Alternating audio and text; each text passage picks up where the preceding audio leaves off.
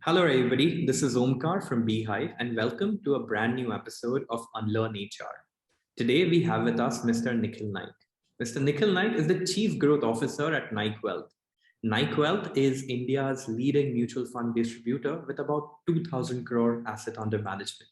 Mr. Naik leads from the front towards driving a culture of collaboration, promoting learning and engagement within his organization. He's an IIM Ahmedabad alum, and most interestingly, he has been running his own personal finance show for 14 years, and which in fact is one of the longest running TV shows in India in that domain. His firm is managing money for almost 4 generations through Naik Wealth. We're delighted to welcome you, Mr. Nikhil Naik, to our new episode of Unlearn HR. Thank you, Omkar. Really excited to be here. Perfect. So, for this series, for this podcast, for this video interview, I thought of getting down to the basics, right? As a leader of an organization, I'm sure that you would agree that it is a very important habit employees must cultivate towards asking questions to their bosses, asking questions to their juniors, asking questions to their peers. It always reflects to me as kids, we were always asking questions, but somewhere down the line after college, after the first job, people just stopped asking questions. Maybe they started Googling for answers and then they think that they might have been the answer. Asking questions is very primal to human behavior. I want to start it off right off the bat. Okay. And we are having this discussion because we both believe that employees do not ask enough questions to each other. I just want to ask a very simple question. Why do you think that employees are not asking enough questions to each other? I think it's also to do with one needs to drive that culture. A, B, it's also to do with that inhibition of if I ask questions, will I be judged or not? And I think that is where the leadership has to drive this whole culture of asking. Many times, what happens is a CEO tends to verbalize his thoughts. Many times, I always say that CEO keeps talking. If you're watching a TV serial, and you have a 20-minute content and you have 2 minutes of ad break. I think that's how the conversation should be. The CEO should talk for 2 minutes and the employees or the team members should talk for 20 minutes. But what happens is most of the times the CEO talks like the TV serial and then the team members are left with that 2 minute slot of TV ad. I think if we reverse that, this culture can really become, it can become very, very easy to go down to the last team member in the last team member. So. Yeah, got it. So I really like that that analogy, right? Like the CEO or the leader should be the listener about the ad break segment. I want to ask you very specifically, what do you think in a culture where organizational culture where asking questions is second nature to employees? What are the highlights of these culture? Like when you visualize there's this kind of a culture, what kind of tangible, intangible artifacts this culture has? So one of the benefits that this culture has is many a times, when you have smart people working with you, and many a times CEOs have smarter people working with them, under them, they tend to think that the your education stops with the formal education. Actually, the education has to begin where your formal education gets over. And that is, I think, the key difference here, where if people are asking questions, that means they are inquisitive about the whole process, or they want to learn everything every day. And that is where I guess one can actually bring about the change in the organization. Yeah, perfect. No, lovely. I want to understand from you, right? This is a very town hall kind of verbiage where the CEO or the leader comes is like, I want everybody of you to ask more questions, and everybody's like, yeah, we'll ask more questions. When did you realize this need? When you're leading an organization for so long, when did you realize this need that, hey, you know what, my employees are asking a lot of questions, which is a good thing. So it was like a good feeling, or if it wasn't, like my employees should start, asking more questions to each other.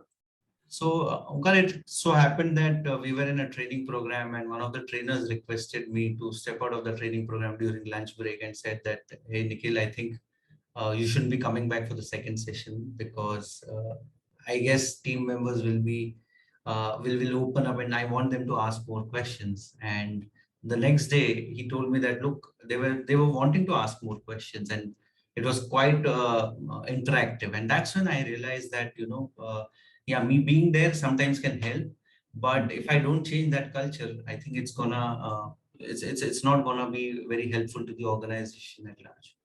Mhm. So, when we're talking about, like, typically India is a collectivistic country, right? Like, there is high power distance between the CEO, between the directors, between everybody. And it's a matter of fact, right? Like, even while we were kids in classroom, we used to raise our hands and say that, hey, can I ask you a question? The first question was, may I ask a question? Right? What kind of policies you would like to put in place? Like, in the early 2000s, we borrowed a lot of concept from West Europe about open door policy. We took away the opaque cabins and started putting like glass. What kind of policies do you think one should implement in their organization, which naturally help people ask more questions? Like, I think the first thing that one should really, really appreciate, that somebody is willing to come up and ask questions. Somebody is willing to give up that inhibition and not considering it as a taboo. And that's where I think to seek is to learn, and that's okay. where that is something that we have to actually encourage, not treat it as a. And sometimes people tend to ask tough questions also. And what Mhm. I tell myself is, just imagine these tough questions are asked by the internal team members. Tomorrow, when you go out in the world, if I'm not willing to answer those questions to my internal team members, somebody else is going to ask me that question, or the competition is going to raise those questions and probably uh, take away your client. So I think it's important that you face those tough questions, face those difficult situations while you are practicing the net rather than you are playing in the match. So Yeah. No, as you were saying that, this scene actually came to my mind where during Three Idiots, Boman Irani, Viru Sahasrabudhe gets those eggs and then ends up asking that, who will win this pen, which was given to him by the director. And after everybody's raised their hand, Amir Khan ends up raising the hand. And then he's like, no, no, I don't want the pen. I want to ask a question. And then he gets confused. And interestingly, the peon behind him ends up making a signal that no, no, no, you're not supposed to ask questions. So, how does it feel when you or anybody is asked questions? The classic answer is, "Let me come back to you," right? And that's a subtle sign that never, right? Very few of them actually come back. So, how do you circumvent this problem where people say that, and that might, decrease the motivation of somebody to ask a question? So how would you circumvent this? well, I think I read a book sometime back. It was a very small book called 10 Laws of Microchip. And Mhm. one of the things it said that the microchip will double its speed every 18 months. Mhm. And the other was the information will stop traveling vertically and will start traveling horizontally, because the access to information will be there to everyone. So when you are working in an organization, I think someone who's coming and asking you something probably has access to that information any which ways. So if you're not going to answer, he's going to figure it out otherwise also. I think so. It's there's no point in keeping that information to yourself. Yeah. One, and I mean you should always try and work with smarter guys. And if I don't answer those questions, I think I'm trying to create a bunch of guys who are not going. I mean, I'm stopping them to become smarter, and I'll have to put up with them in the long run. So Yeah, I want you to get a little candid over here. Like, can you help me, maybe through your experience of leading an organization, the loss, what you felt when people did not ask sufficient questions, or somewhere it burnt you, or it somewhere pricked you yeah, because people did not yeah. ask sufficient Yeah, it, questions? it happens many a times, when people don't ask you questions, that when you're launching a particular initiative and you Mhm. tell people any questions and people don't ask questions, that it's not going to fly off. It's not going to take off for sure. That's one sign that there's no buying from people.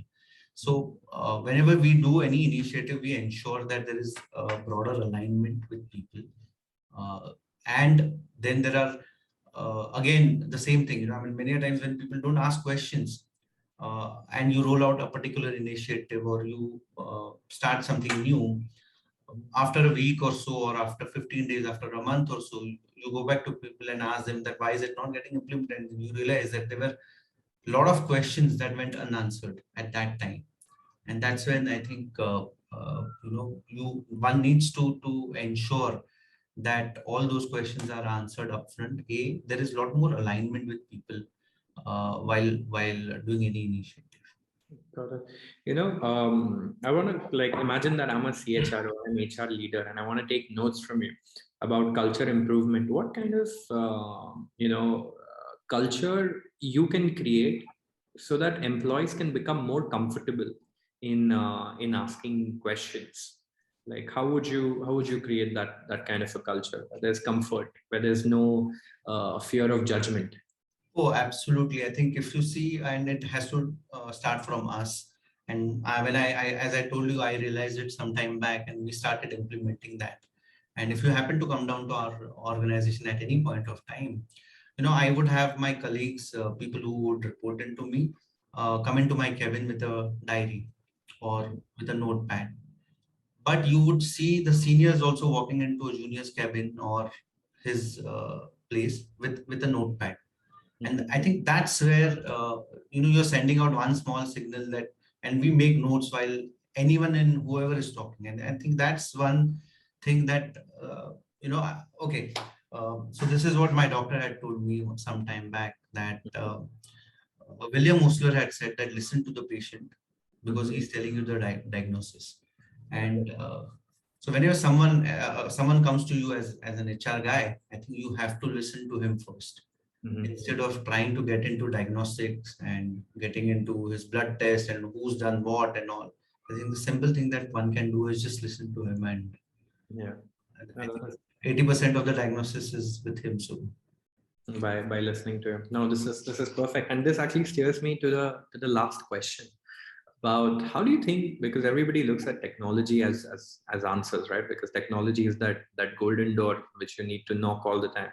So do you think, and if yes, in what ways can technology start creating solution environment drive culture so that employees can ask questions to each other, to seniors, to juniors? yeah, so I think if you listen to Devdutt Patnaik's talk, that India is not chaotic. I mean, if you come down to India, I mean, India looks very chaotic to everyone, Mhm. and everyone is traveling in all sorts of directions. But I think our mind also works like that. We don't tend to think linear in a linear fashion. Our thoughts are always random most of the times, and and when you approach a particular problem, I think there is always some algorithm in our mind that's working. And we Mhm. realized that when we started analyzing 800 mutual fund schemes, and there was a lot of tacit knowledge, that so there was a lot of experience that was going into it. But then we realized that hey, we could actually create some filters. We could create that algorithm. We could document that algorithm to help others. So how do you document? How do you construct that algorithm that is there in your mind and each and everybody's mind? Mhm. I mean, it's just not one person. I mean, if you have 300 people in your organization, just imagine the amount of experience and various kind of algorithms that are there. And Mhm. I think the only answer to construct the deconstructed or put everything into a particular mold is technology. And I think we looked at BHyve's platform, and uh, trust me, I mean, I was looking out for something like this for ages, and I would always think that there's so much of tacit knowledge. And I know some of the big fours have joint calls as one of the learning mechanism. But I always wanted this experience, the collective wisdom of the organization, to be passed on to someone who joins in new, and put him on a fast track learning. And I think BHyve does that brilliantly. I am very excited to be on the platform, and I'm not saying this because of the interview, but I mean, Yeah. otherwise I wouldn't have uh, taken up the platform. So Brilliant. I think this helps a lot, and this is really nice, very candid. I really thank you for the time, your insights, and I hope that we can work more closely together and continue yeah, this engagement. absolutely looking forward, and looking forward to many more meaningful conversations within our team, and I'm sure our investors will benefit a lot with this platform. Thank you so much. Thank you. Thank you so much.